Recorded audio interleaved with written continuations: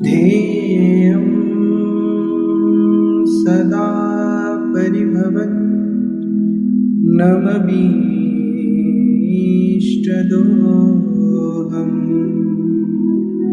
तीर्थास्पदं शिबिविरिं चिनुतं शरण्यं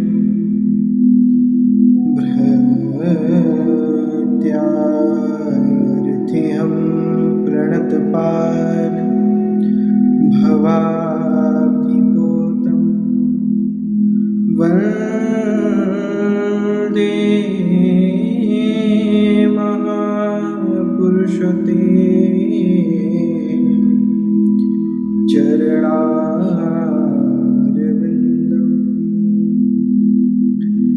अस्ति स्वस्तरुणीकराग्रविगलत् कल्पप्रसूनाप्लुतम् वस्तु प्रस्तुतवेणुनादलहरी निर्वाणनिर्व्याकुलम् स्रस्थनिबद्धनी विविलसत् गोपीसहस्रावृतम् हस्तन्यस्तनतापवर्गमखिलो दारं किशोराकृति कृष्णत्वदीयपदपङ्कजपल्जरान्ति अद्यैव मे विशतु मानसे राजहंसः प्राणप्रयाणसमये कफवातपित्तैः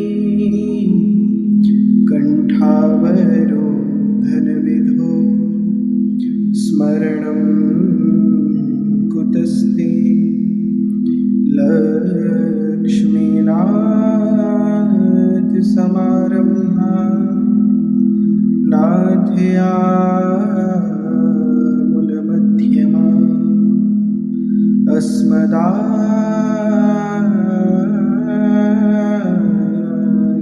अस्मदाचार्यपर्यन्तां वन्दे गुरुपरम्परां। जय जय श्री राधारमण, जय जय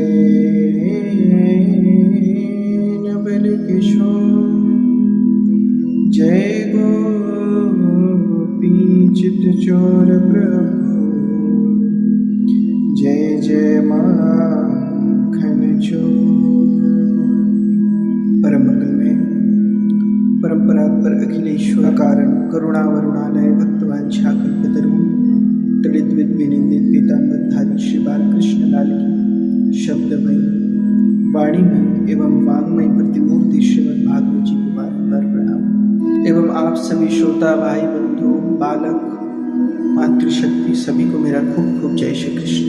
बंधुओं, आप पिछले सेशन में भक्ति की प्रकट स्थिति सेशन 13 में 13 में अपने भक्ति की प्रकट स्थिति एवं मुखरता दोष के विषय में श्रवण किए और सेशन 14 में हमने ये विचार किया कि हमको थोड़ा भागवत जी के विषय में ही नरकों का वर्णन, कितने प्रकार के नरक होते हैं, कैसे कैसे पाप कर्म करने पर,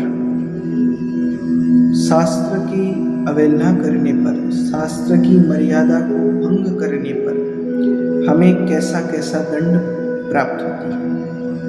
वही आज हम संक्षिप्त में भागवत जी के 26वां अध्याय के 390 पृष्ठा जो श्रीमद् भागवत में आती है, वहाँ नरकों का वर्णन अंतिम में दिया गया है। मतलब पंचम स्कंद समाप्त होने से पूर्व ही नरकों का वर्णन किया गया है। बंधुओं, नरक, पहले मैं बता दूं नरक क्या है। नरक है वो जहां पर हमारी सब कर्मों की एक एक गिनतियां याद कराई जाती है। कौन से कर्म की? बुरी कर्म की, जो कर्म हम ज्ञान स्वरूप में भी कर चुके हैं, बुरी कर्म, और जो अज्ञान स्वरूप में किए गए हैं। तो सब कर्म को नरक में याद करते हैं यमदूतों के द्वारा, यमराज के द्वारा। बनी बनाई बातें बंधु ये सब नहीं है, नरक तो है। कहा गया है नरक ऐसी जगह पे स्थित है जो जगह मनुष्य यदि एक बार देख ले तो वो असंख्य बार प्राण को त्याग कर देगा। मृत्यु की प्राप्ति करके भी वो फिर पुनः जीवित होकर मृत्यु की प्राप्ति, मतलब मनुष्य की ये आंखें नरक को नहीं देख सकती। इसके लिए हमें तो सूक्ष्म शरीर में ही जाना पड़ेगा।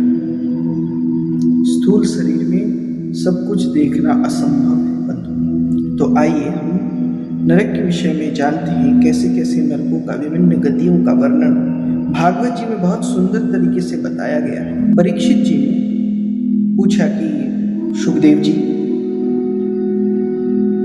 लोगों को जो ये ऊंची नीची गतियां प्राप्त होती है उनमें इतनी विभिन्नता क्यों है? तो सुखदेव जी कहते हैं, कर्म करने वाले पुरुष सात्विक, राजसी और तामस ये वृत्तियों से 3 प्रकार के होते हैं।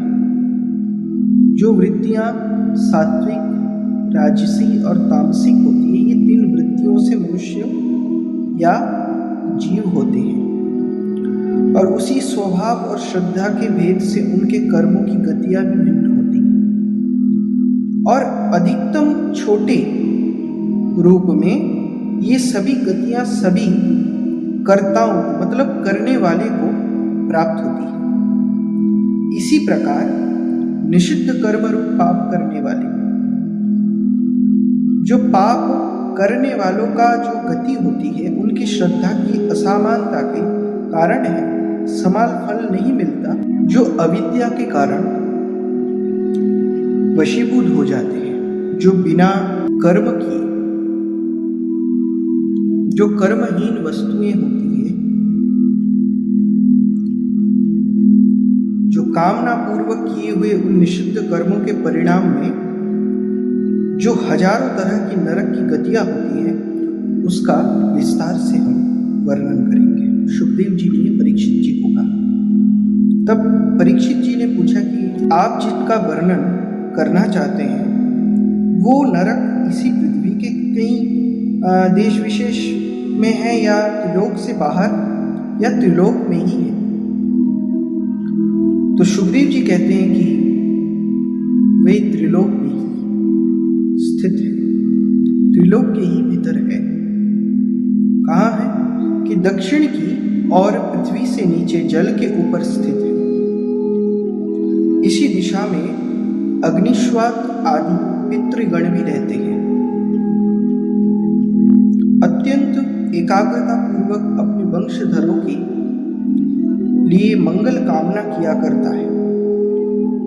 उस नरक लोक में सूर्य के पुत्र पितृराज भगवान यम अपने सेवकों के सहित रहते हैं, और भगवान की आज्ञा का उल्लंघन ना करते हुए अपने दूतों द्वारा वहां लाए हुए मृत प्राणियों को उनके दुष्कर्मों के अनुसार पाप का फल या दंड देते हैं। इतने प्रकार के नरक है, उसका वर्णन किया गया है भागवत जी में कि तामिस्र, अंधतामिस्र, रौरव, महारौरव, कुंभीपाक, कालसूत्र, असिपत्रवन, सुकरमुख, अंधकूप, कृमि भोजन, संदस, तप्तसूर्मी, वज्रकंठक, शलमेली, वैतरणी, पूर्योद, प्राणरोध, विशशन, लालाभक्ष, सारमेयादन, अबीची और अयहपान।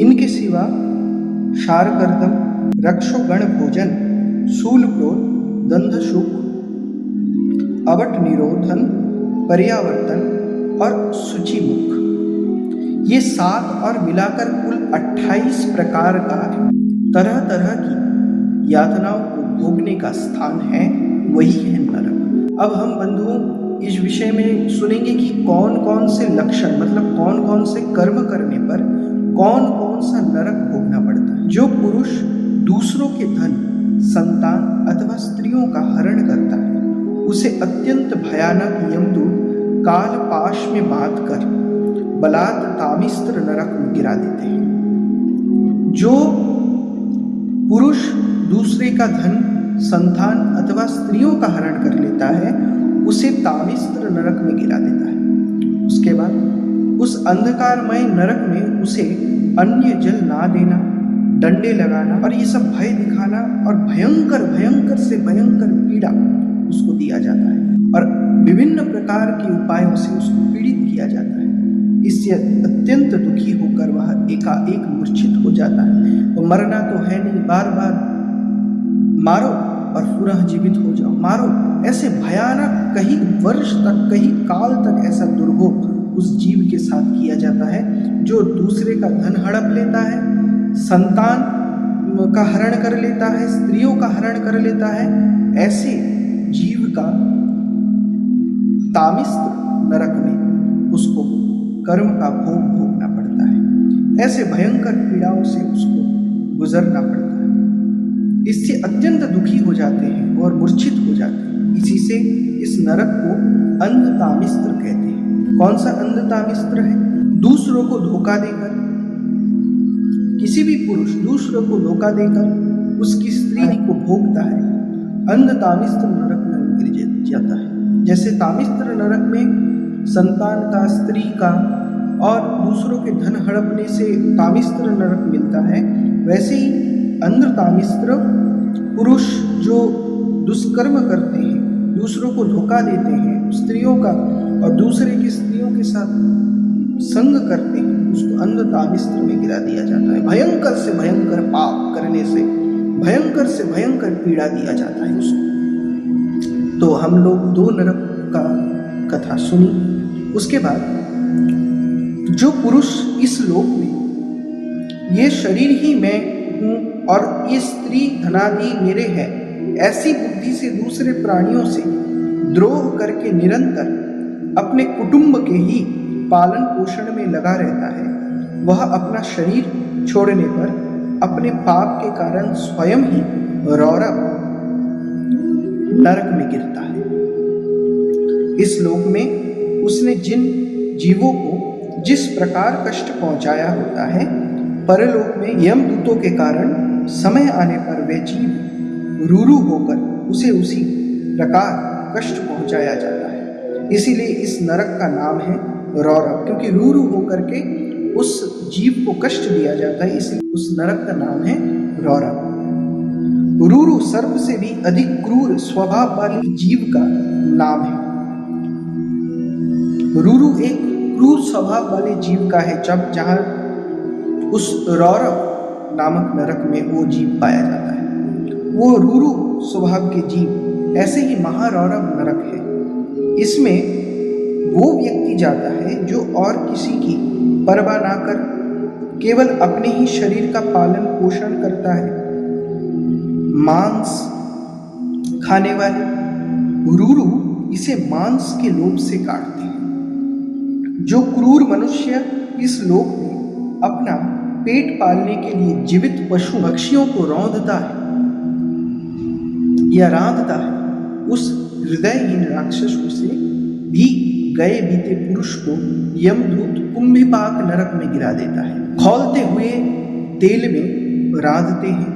जो मनुष्य इस लोक में माता पिता ब्राह्मण और वेद से विरोध करते हैं, वेद आदि शास्त्र से विरोध करते हैं, उसे यमदूत काल सूत्र नरक में गिराते हैं। जो वेद से, माता पिता से गलत व्यवहार, ऐसे जीव को काल सूत्र नरक में गिरा दिया जाता है। इसका घेरा 10,000 योजन में है। इसकी भूमि तांबे की तरह चमकती है। इसमें जो तपा हुआ मैदान है वह ऊपर से सूर्य और नीचे से अग्नि के दाह से जलता है, और वहां पहुंचाया हुआ पापी जीव भूख प्यास से व्याकुल हो जाता है और उसका शरीर बाहर और भीतर से जलने लगता है। उसकी बेचैनी यहाँ तक बढ़ती है कि वह कभी बैठता है, कभी लेटता है, कभी छटपटाता है। भयंकर से भयंकर कष्ट, भयंकर से भयंकर। और मरना तो है नहीं, मरो तो फिर से जीवित हो जाओ। और भयंकर से भयंकर पाप। लेटता है, कभी छटपटाता है, कभी खड़ा हो जाता है, कभी इधर उधर दौड़ने लगता है।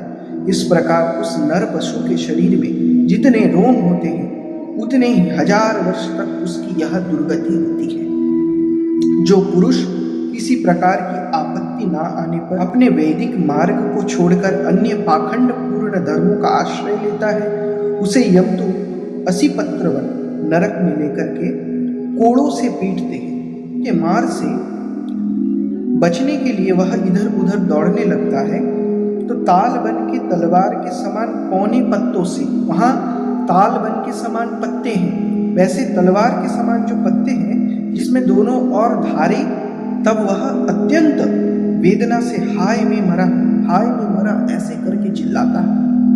इस प्रकार चिल्लाता हुआ पद पद पर मूर्छित होकर गिरने लगता है। भयंकर से भयंकर कष्ट, सोचिए, भयंकर से भयंकर कष्ट, लेकिन मरना तो है नहीं।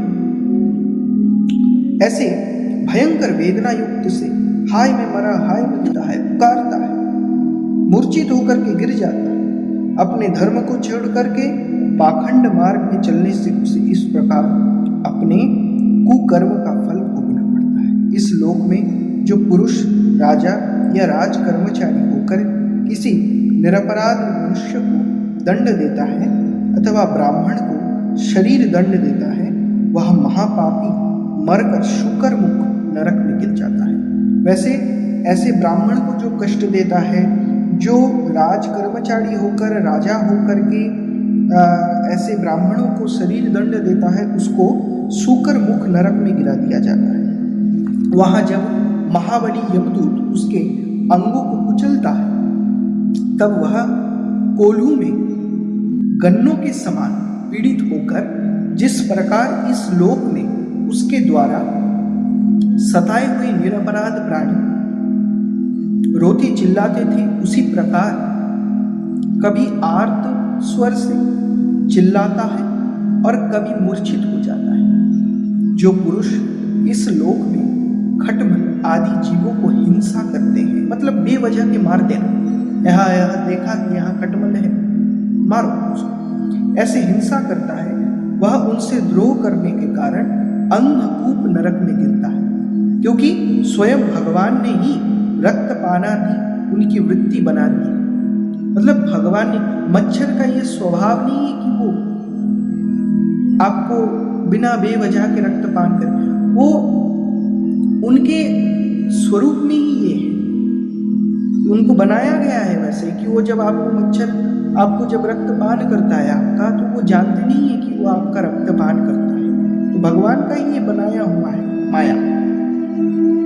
तो भगवान ने जब रक्तपानादि उनकी वृत्ति बना दी है और उन्हें उसके कारण दूसरों को कष्ट पहुंचाने का ज्ञान भी नहीं है, किंतु मनुष्य की वृत्ति भगवान ने विधि निषेध पूर्वक बनाई है और उसे दूसरों को कष्ट का ज्ञान भी है।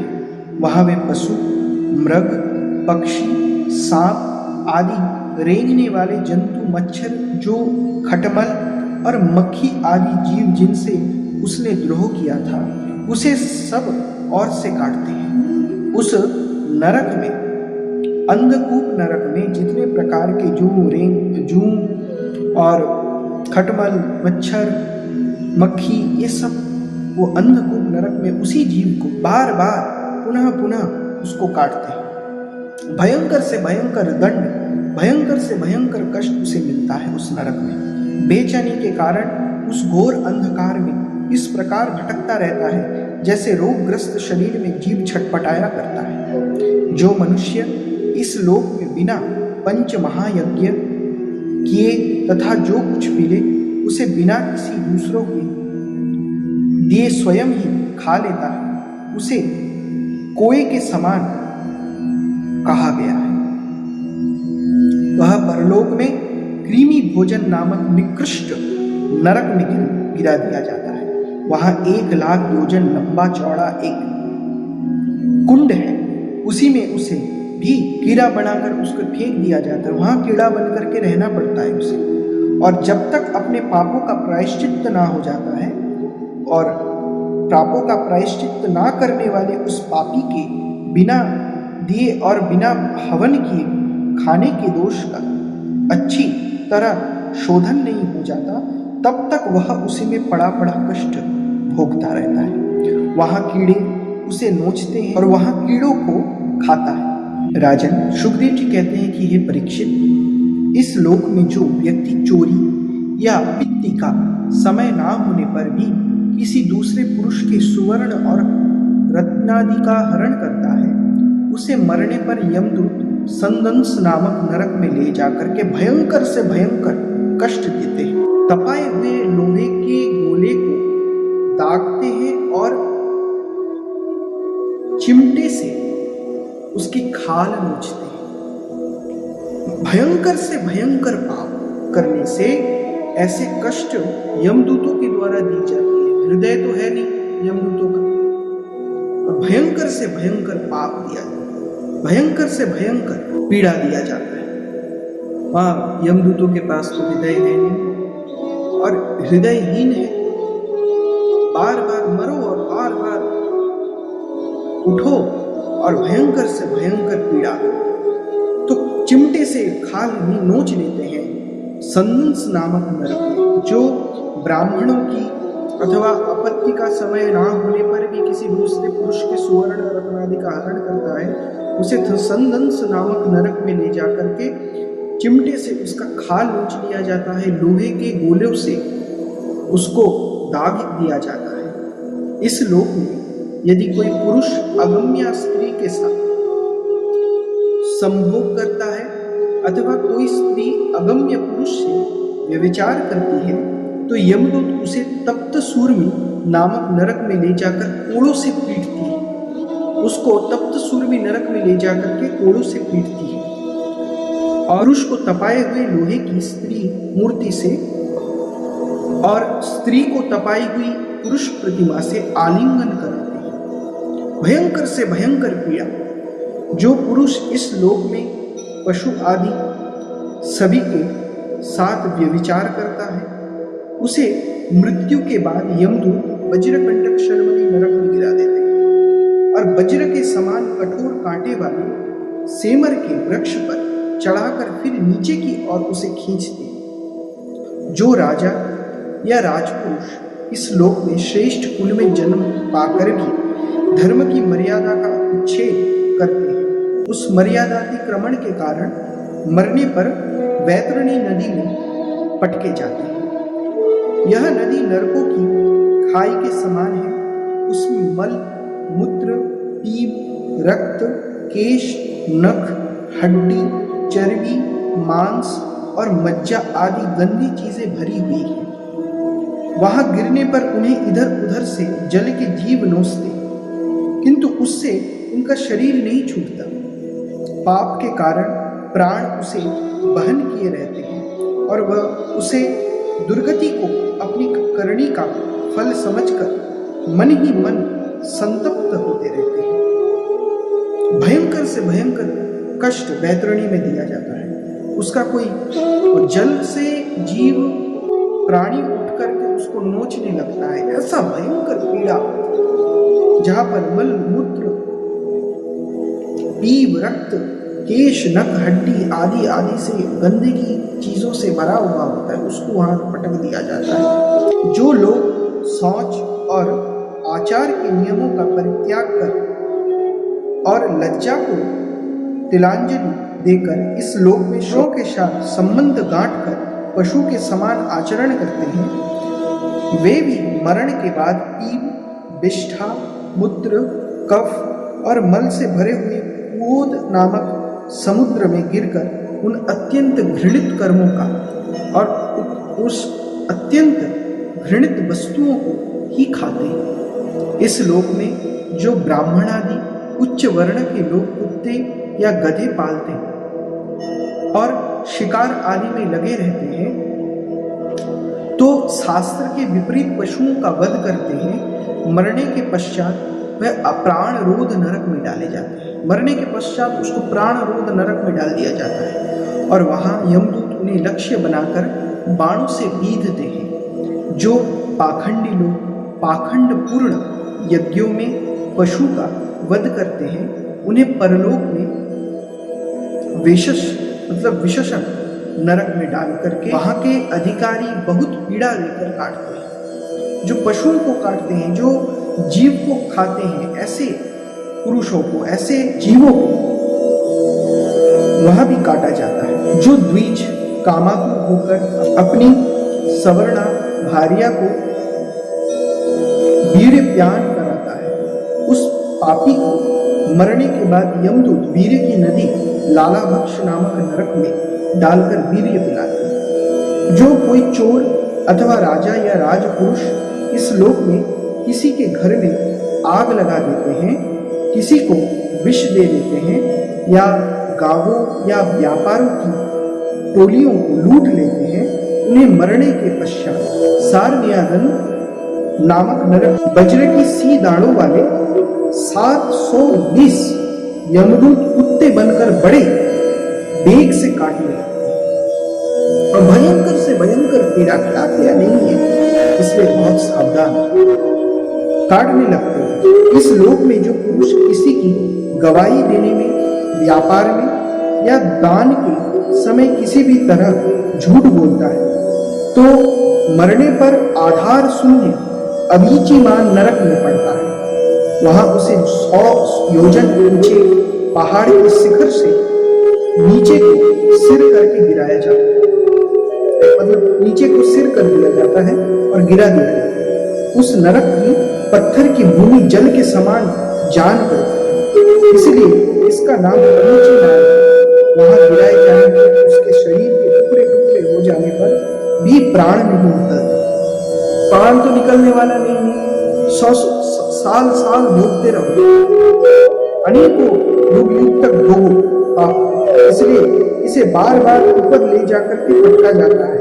पटको, ऊपर जाओ फिर गिराओ, ऊपर जाओ गिराओ, ऐसे भयंकर से भयंकर असंख्य बार उसको दंड दिया जाता है। जो ब्राह्मण या ब्राह्मणी अथवा व्रत में स्थित और कोई भी प्रमादवश मद्यपान करता है और जो क्षत्रिय या वैश्य सोमपान करता है, उन्हें यमदूत अयहपान नामक नरक में ले जाकर के गिरा देते हैं। उनकी छाती पर पैर रख करके उनके मुंह में आग में गलाया हुआ लोहा डाल देते। जो पुरुष इस लोक में निम्न श्रेणी का अपने को बड़ा मानने के कारण जन्म, तप, विद्या, आचार, वर्ण या आश्रम में अपने से बड़ों का विशेष सत्कार नहीं करता, तो वो जीता हुआ भी मरे ही समान है। उसे मरने पर शारगर्दम नामक नरक में नीचे को सिर करके गिराया जाता है और वहां उसे अत्यंत पीड़ा भोगनी पड़ती है। जो पुरुष इस लोक में नरमेधादि के द्वारा भैरव, यक्ष, राक्षस आदि का यजन करते हैं और जो स्त्रियां पशुओं के समान पुरुषों को खा जाती है, उन्हें वे पशुओं की तरह मारे हुए पुरुष यमलोक में राक्षस होकर तरह तरह की यातनाएं देते हैं। और रक्षोगण भोजन नामक नरक में कसाईयों के समान कुल्हाड़ी से काट काट कर उसका लोहू पीते। और जिस प्रकार वे मांस भोजी पुरुष इस लोक में उनका मांस भक्षण करके आनंदित होते हैं, उसी प्रकार वे भी उसका रक्तपान करते हैं और आनंदित होकर के नाचने लगते हैं। जैसे यहाँ करोगे वहां भी ऐसे ही करने को आपको दोबारा फल मिलेगा, तो सावधान हो जाओ। तो ऐसे करके नाचने लगते हैं। इस लोक में जो लोग वन या गांव के निरपराध जीवों को, जो सभी अपने प्राणों को रखना चाहते हैं, तरह तरह के उपायों से फुसलाकर अपने पास बुला लेते हैं और फिर उन्हें कांटों से बेधकर या रस्सी से बांधकर खिलवाड़ करते हुए तरह तरह की पीड़ाएं देते हैं, उन्हें भी मरने के पश्चात यम यातनाओं के समय शूल प्रोत नामक नरक में सूलों से भेदा जाता है।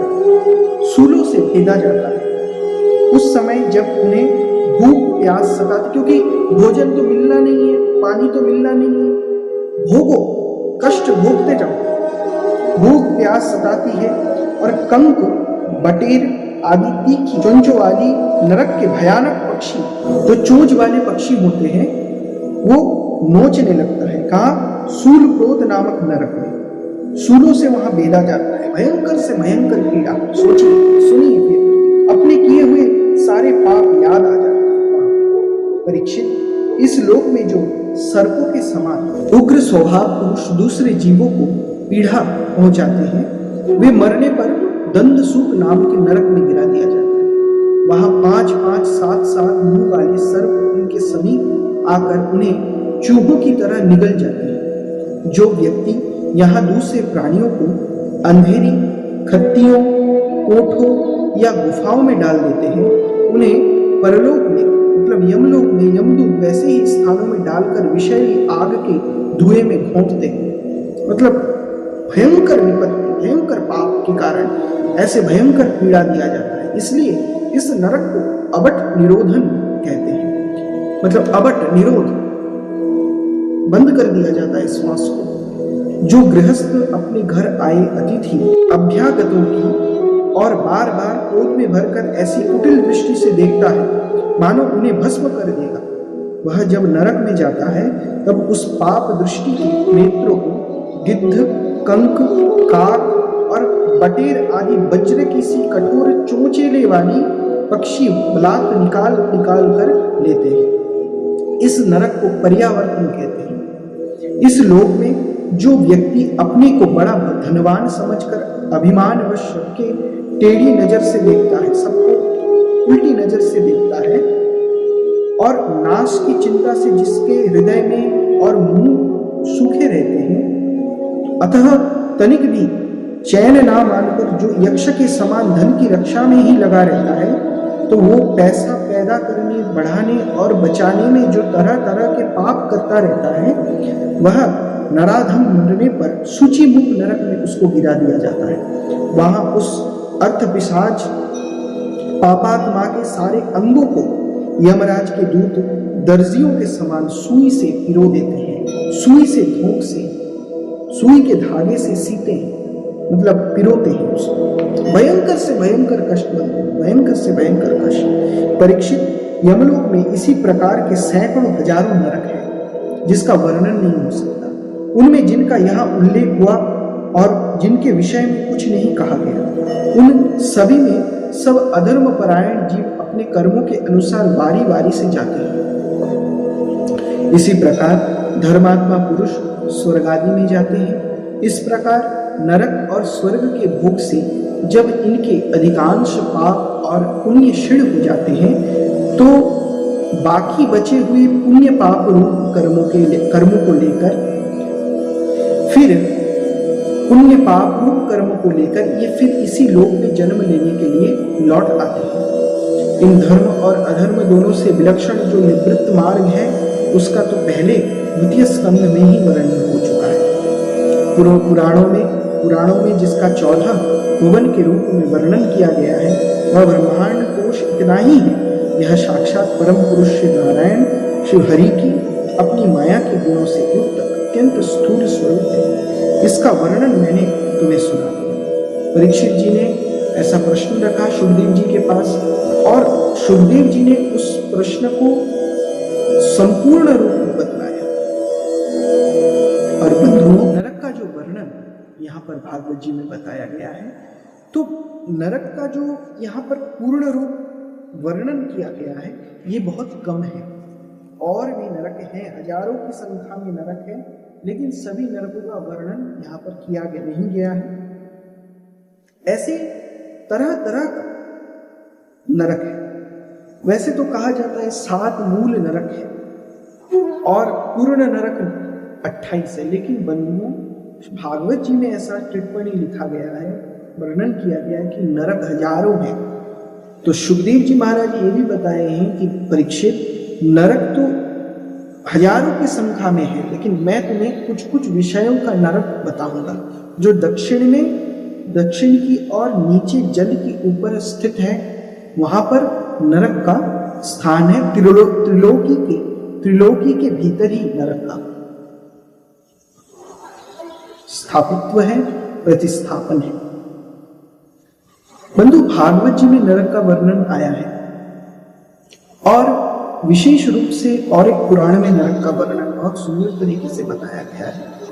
श्री गरुड़ जी, अरुण जी के भाई गरुड़ जी, जो स्वयं भगवान श्री विष्णु के नारायण वाहन, गरुड़ जी ने भी भगवान श्री हरि से नरकों का पाप कर्मों के उपरांत जो भोगना होता है जहां, तो गरुड़ जी ने भी प्रश्न किया था प्रभु। भगवान ने गरुड़ पुराण उसका वर्णन किया है गरुड़ जी के श्रीमुख से। तो वो भी कभी भी समय मिले तो हम वर्णन करेंगे उसका। तो भाई बंधुओं, नरक का अर्थ क्या है? पाप और पापाचार करने का अर्थ क्या है? कि आप धर्म की उल्लंघन, धर्म की रीति को ना मानना, धर्म के स्थायित्व को ना मान करके अपने दिनचर्या में स्वतः स्वाधीन होकर के अपने जीवन को निर्वाह करें, नहीं तो आपको नरक भोगना पड़ेगा। जो विधान है वो है, आपको उसी विधान से अपना दिन को, मनुष्य रूप को जीवन, पशु की ओर से नहीं। देखिए, भयंकर से भयंकर पीड़ादायक कष्ट वाले नरक यहाँ पर स्थित है। आप जैसा कर्म करेंगे वैसा ही आपको भोगना पड़ेगा। जीवों को हत्या करेंगे तो आपको चिमटे से आपका खाल नोच दिया जाएगा, आपको गले हुए लोहा, तपती हुई लोहा आपके मुंह में डाल दिया जाएगा। सम्मोह का दृष्टि रखेंगे, काम वासना का दृष्टि रखेंगे तो आपको उसी प्रतिमा बना करके उसी रूप में आपको आलिंगन कराया जाएगा। तो भयंकर से भयंकर पाप करने से ये भयंकर से भयंकर पीड़ा दिया जाता है। यमदूत को देखकर ही लोग मलमूत्र त्याग कर देते हैं। ऐसे भयंकर भयंकर यमदूत आते हैं लेने के। अजामिल के प्रसंग में ऐसा आता है, तो हम कभी वर्णन करेंगे उसका। अजामिल उपाख्यान का वर्णन हम करेंगे जो श्रीमद् भागवत जी में बताया गया है। जो प्रभु से विलग है, जो ठाकुर जी से विलग है, वो तो पाप कर्म कर ही नहीं। इसलिए ठाकुर जी से जुड़ जाइए, प्रभु से जुड़ जाइए, भगवत जनों से जुड़ जाइए, तो आपको उद्धार निश्चित। आज इतना ही बंधु। सेशन 14 में हमने नरकों का वर्णन किया। आगे सेशन 15 में हम भागवत रूप में ही वर्णन करेंगे अनेकों विषय का। आगे आपको श्रवण करिएगा। जय जय श्री राधे, जय जय श्री राधे, जय जय श्री राधे, जय जय श्री राधे। श्री वृंदावन बिहारी लाल की, भागवत पुराण की जय। सब संतन